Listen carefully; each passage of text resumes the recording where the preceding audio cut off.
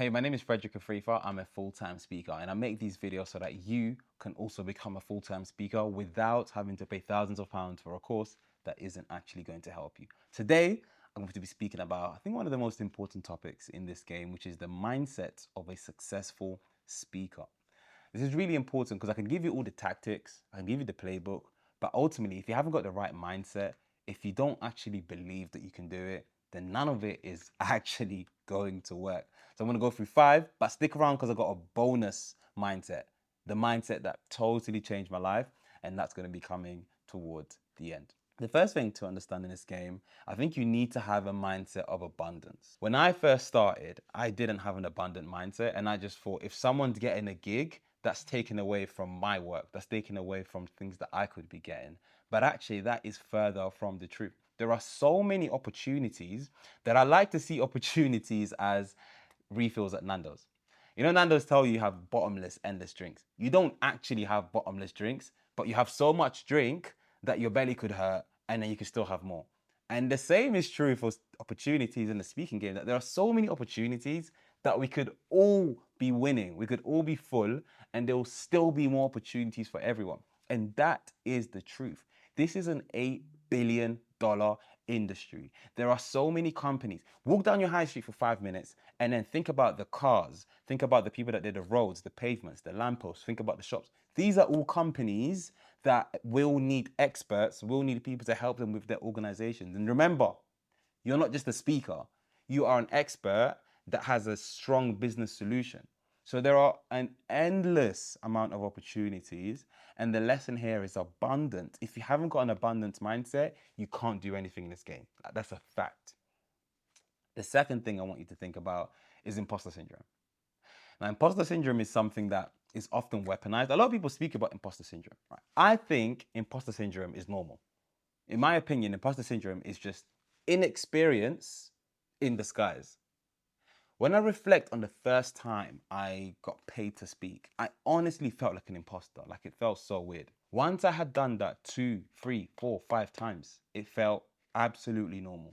However, when I took the next level up and I spoke at a university, it was a Russell Group University and I didn't attend the Russell Group University. So I felt like an imposter. But once that happened 2, 3, 4 times, it felt normal.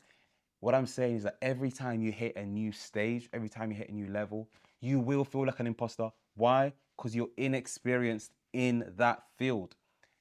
I charge fees sometimes, or I quote fees where I feel like a bit of an imposter. I'm like, oof, it's a lot of money. But that's because I haven't quoted that before. We normalize things a lot faster than we think that we do. Think about things that at 16-year-old you said you would never do, things that you thought would never experience. Once you experience it 1 or 2 times, it feels pretty normal. Even something as little as a driving license. You know, when we all want to get that driving license and we're like, oh, when am I ever going to get this?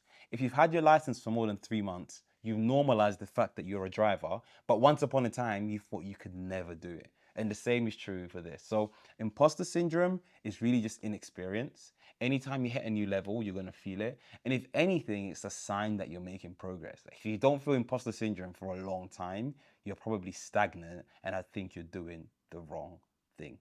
Persistence, perseverance, whatever you want to call it, you cannot succeed in this game without it. I actually had an argument on LinkedIn with someone recently because I made a post where I said that no doesn't always mean no. And sometimes no means not yet. And the gentleman was like, no, I can think of times in life when no categorically means no. And I agree with that. But when it comes to this game, if you take every no as an actual no, you're going to get nowhere. There have been many times that organizations have said no to me. And I've either reached out again in a month's time, or I've pivoted what I want to say, or offer something for free as a lead magnet and actually entice them to say yes. And a great example is an organization that I recently worked with. It's a venture capital company. And as a VC, what they do is that they invest in founders and they give these founders the training to be able to scale their businesses. So this VC was a bit unsure and I said, I'll do a free session for 20 of their founders in the current cohort. I did it. They absolutely loved it. But before doing that free session, they were saying they weren't interested. They were saying, look, this is not something that we're interested in. We're not sure the value that will bring to our founders. And I said, okay, look, let me just do a free workshop. If it doesn't go well, I'll leave you alone and I'll never message you again. But if it does go well, then we can potentially discuss doing further training. And what do you think happened? They absolutely loved it. Now I'm a partner for this venture capital organization. Persistence is important because a lot more people are going to say no than yes. And coming from experience, if a lot of people are saying yes, you're not charging enough money. I remember a few years ago, I ran one of my master classes and I had 8 people on the day purchase the program. 8 in one day. I think there were about 16 people in the room. That's crazy. Following that day, I have never been able to get that number, but that's because I've more than doubled the price of my program. And that's essentially what you want to do. You don't want your service to be for everyone because then you're playing the volume game and you're not going to be Amazon or all these organizations at the volume game. So persistence. Persistence is one of the most important mindsets if you want to do well in this game. An important mindset following persistence is another P, which is patience. I am typically someone who has been very impatient, I would say, over the years. I'm someone who wants things done here and now. I know the value that I have. I watch other speakers that are ahead of me and think, they're not that special. I can do it too. But something that I've learned to take into account is the years that they have been in the game. I know you are loving this video, and if you are enjoying it and if you're learning something, you should like and subscribe. Back to the video. Typically, if you do anything for a decade, I think you can be successful. And it's really important that we start thinking in decades. And as crazy as that sounds, it's unreasonable that if you do one thing for that longer period that you wouldn't be successful. Patience paired with persistence equals power, because you want to be persistent, you want to keep knocking on the door, but you want to be patient enough to not get angry if it's not happening right now. It's really important that you try and document your journey so you can actually identify and see the progress that you make. Because on a day-to-day basis, honestly, even someone like myself, I've made so much progress, like crazy progress in a short period of time.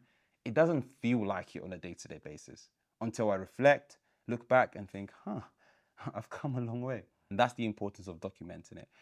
So be patient with the result, but be very impatient with your inputs and be very impatient with the work that you put in, because that will equal progress. When it comes to patience, a good subtopic underneath that is comparison. Because I've been there. You look at your peers and you think, what? How is this person making this amount? How is this person working with these organizations? They're not even that good. But one of the things to understand is that if someone in your industry is doing better than you, it's because of one of 3 things. Number one, they've been doing it for longer than you. That is the one that always gets to me. I'm someone who started speaking in 2021 properly, and I did my first talk at a secondary school in 2022. So even though I always say I always started in 2021, I really only did this properly since 2022, and I'm recording this video in 2025. That's 3 years. That's not a very long time. I'm comparing myself to people that have been in the game for over 10 years. Of course, they're going to have bigger fees than me. Of course, they're going to be working with bigger clients than me. What you should try and do is compare yourself to where they were in the position that you're in now. So where was that person 3 years in? Had they done as well as you're doing? How's that person doing at your age? Were they doing as well as you were doing? Because oftentimes we're doing something called asymmetrical comparisons, where we're comparing what we do on a day-to-day basis with the highlights that people show you. And a great example of this is my videographer behind this camera. He actually saw another videographer and he saw that he was doing really well. And he thought, okay, cool. Why is this person doing so much better than me? And he scrolled down and he saw that that person had been taking pictures for 10 years. So if someone's doing better than you, potentially they've just been doing it for much longer than you. Another thing is investment. It is no secret that investing in yourself accelerates your progress. People see how far I've come in the last 3 years, but they have not seen how much I've invested into myself. Even this, me doing these videos on YouTube, that is an investment.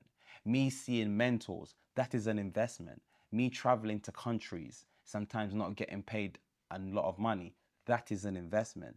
Me pushing my social media, my personal brand, that is an investment. Me going on the apprentice, that is an investment, because I was there for 2 months, didn't really pay me that much money. So I've been someone that has aggressively invested in myself, And that has accelerated my progress. So the next time you compare yourself to someone, ask yourself, have they invested more than me? Have they spent more time in the market? And the third thing is connections. We all know that business is all about relationships. So if someone is ahead of you, potentially they just have better connections than you. And you just have to go out there and create better connections. All these three things require patience. Now, this is my golden mindset. And this is the mindset that honestly changed my life. And it's the belief that if someone has already done it, then I can do it as well. I'm not trying to do anything that hasn't been done before. I'm not trying to make £1 trillion from speaking. No, no, no, no. But there is currently someone out there who speaks on what I speak about, who is making millions of pounds or dollars. So if they can do it, I can do it as well. The only thing that I don't have is the information, is the knowledge, or the time that they have spent doing it. And I truly believe that. When I say I truly believe it, I truly believe it. And that's the mindset that shattered every single belief. So it doesn't matter whether you want to be a speaker, an entrepreneur, an athlete, a 9-to-5. If someone has already done the thing that you want to do, study them, reach out to them. It can be done because someone has already done it.